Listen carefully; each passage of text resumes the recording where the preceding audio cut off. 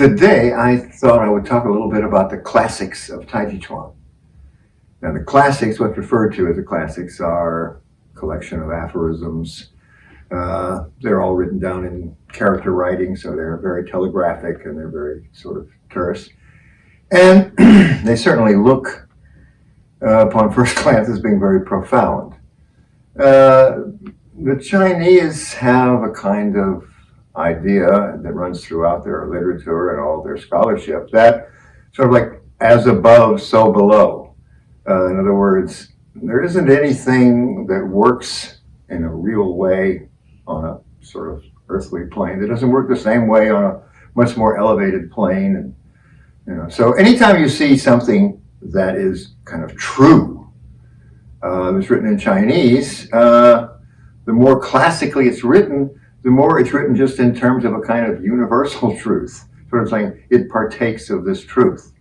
So the classics of Taijiquan definitely, if examined and compared with other things, they seem to be saying very profound things. And in fact, you could interpret them this way. But this is not the most efficient way to look at them. After years and years of working with them and using them and translating them, my best take on the classics is to look at them as just things that teachers say in class. This is the best way to look at it. And how I came upon this sort of revelation is because after working with them for many, many, many years, and my history with the classics does go back a really long way into the early 70s,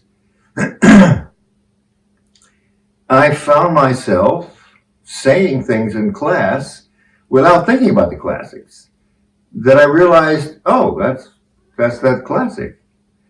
And actually, they were just attempts on my part to teach the students what they needed to learn. But Taijiquan, being based on the Tai Chi Principle, is definitely going to partake of a lot of ideas and things, which again, as below, so above, and they'll have a lot of resonances in a lot of different ways, especially since the Tai Chi Principle, sometimes translated as the great ultimate principle or something. By that, they just mean it's the ultimate thing behind everything. It's the most simple law in the universe. All the other laws kind of like spring out of some sort of version of it. There's some sort of kind of perfect concept of duality. No other martial art really has something like this. I mean, they may have a few stuff that's like classic that they say, but not like Taijiquan that has really a huge amount of sayings. And they are classical sayings in the sense that what is classical is a historical artifact of what gets left over when other things get left behind. I mean, nobody can predict what is going to be classical and what is not. That is just a matter of time and history and a kind of Darwinian progression through like whatever's out there. Now, certain collections of aphorisms have a little more authority than others, just because of their historical place. The most famous being the so-called salt barrel aphorisms, salt barrel collection.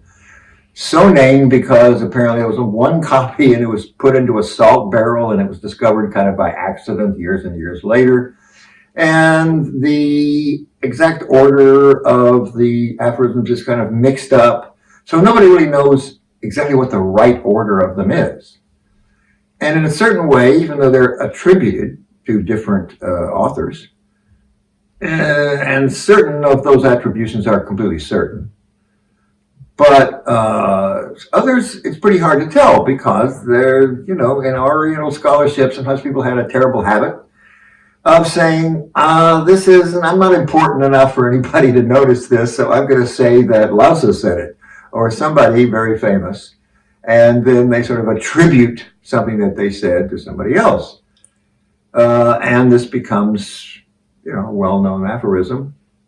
And then somebody figures out later that actually so-and-so maybe didn't say it, but somebody else said it. So there's discussions back and forth and all over the place about the classics in this way. And there are collections of classics that sort of nobody thinks of as part of the classics now, which maybe will become part of the classics. In particular, some of the translations of Wiley, who has found, he's published a whole book of things that he thinks worthy of being considered classics. And so do I, a lot of them. I mean, they're very, very interesting, very few statements. But like I say, they're most, I think, productively viewed. If you don't try to like look for the profound meaning and then say, now how does Taiji reflect this profound meaning? No, they're just very, very clear things about Taijiquan, but some of them are very, very advanced things. I might give you an example of that today. But first, maybe I should mention, my own history. First, I should confess, I don't speak Chinese, write Chinese, read Chinese even. But in the early 70s, when I had an institute, the Inner Research Institute with Martin Yin, and we immigrated Ju Feng from China, and we started working on the classics, and we were just fascinated with them, and so we had Ju Feng to consult, and we did laborious investigations of every single classic, trying to tear the Chinese apart, consulting with not only Ju, but other people about the exact meaning of these characters and so forth. So even though I can't read a Chinese book, I'm extremely familiar with the classics, and even in their Chinese form. And then we published a kind of pamphlet of this for our own students' consumption, mostly. And then later, a few years later, when we also started studying with Ben Lo, student of Jian Manqing, that was my first teacher. And we found out Ben had sort of made a personal study of the classics, a hobby of them almost. So we said, oh, great, we'll meet with Ben. He'll give his opinion on all the classics we translated, and then we'll publish a kind of definitive version. And that's what we ended up doing. We met so it's Ben and me and Marty and Susan Foe, our other partner in the Inner Research Institute. And we met every Saturday for like 2 years and discussed all of the classics. But we had our original translation to sort of go by, and we were very surprised and pleased to learn there were almost no changes. We'd done everything pretty correct, at least as far as Ben was concerned. So we finally published that version, and there was one in particular that was wrong, but that was because a certain word had reversed its meaning over the course of 500 years, and this made it very difficult to translate, and we sort of messed that one up. But otherwise, we've done an extremely good job. And so this was published, and now this pretty much considered, I think, the standard version of the classics that everyone uses. So in addition to this, I have taught Taiji consecutively for 50 years now. And I've had a chance to sort of explore these meanings of the classics in practical application. And this is one of the reasons that I say I finally came to the conclusion that the best way to look at them is just like smart things that teachers say.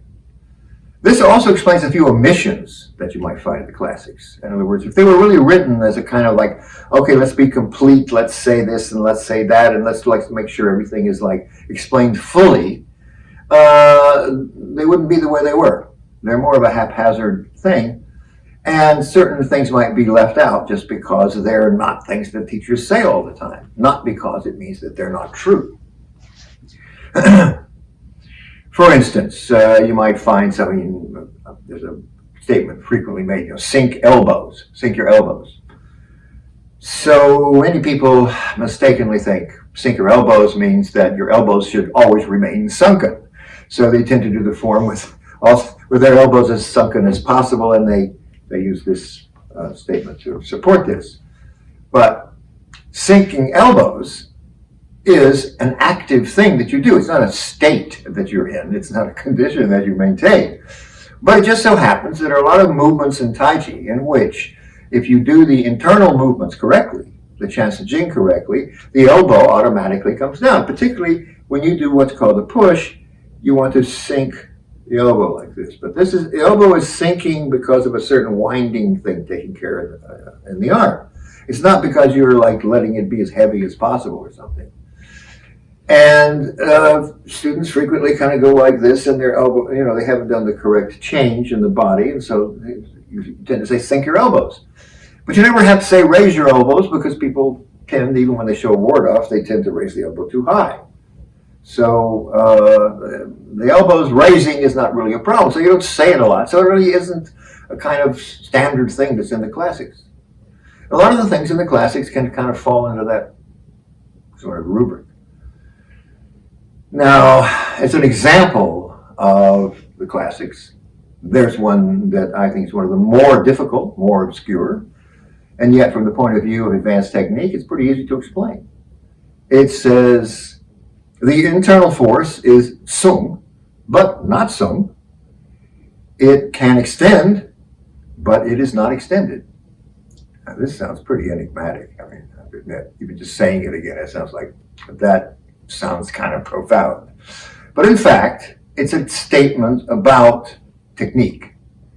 And when it says sung but not sung, there's a certain quality that you want to have when receiving any kind of attack or force from the opponent, in which you take it in and you sink it down. And it's sort of like compared to sitting back in an easy chair as opposed to squatting on a stool. Whereas like Kung Fu is like squatting on a stool, and Tai Chi is like relaxing back in a chair. But the internal force, whenever they refer to it, refers to the winding movements of the body.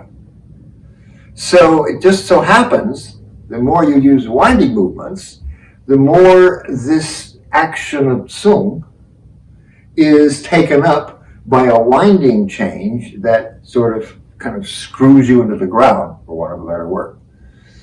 And so I was talking about it one day with a student. I was trying to explain it, and I said, this action of like using his Chansa Jing, and I said, well, it's sung, but it's not sung. And I said, oh, yeah, that's the classic. Sung, but not sung. Now it also says it can extend, but it is not extended. The internal force, this winding force, when it says it can extend, it means when you practice it even in the form, you're showing these long extended versions of it. In other words, where you're winding over this long period. So you're using internal force in a kind of long way. But this is not the way it's ever really used in dealing with the opponent. It's always what's called broken Jing. It never extends. It can extend, but it's never extended. It's used in this kind of way, like a thunderclap. It's like very, very sharp, and just for a second. So it does not extend. But as I say, this is an example of a classic that can sound just kind of very enigmatic and very profound. And it's very, very technical, and it's very, very a matter of Taiji technical lore. So in the future, I'll try to study other ones here, bring them up. But definitely, I am open to any suggestions on the part of anyone. If you have any classics that you find particularly enigmatic and profound, please let me know, and I will try them. Thanks.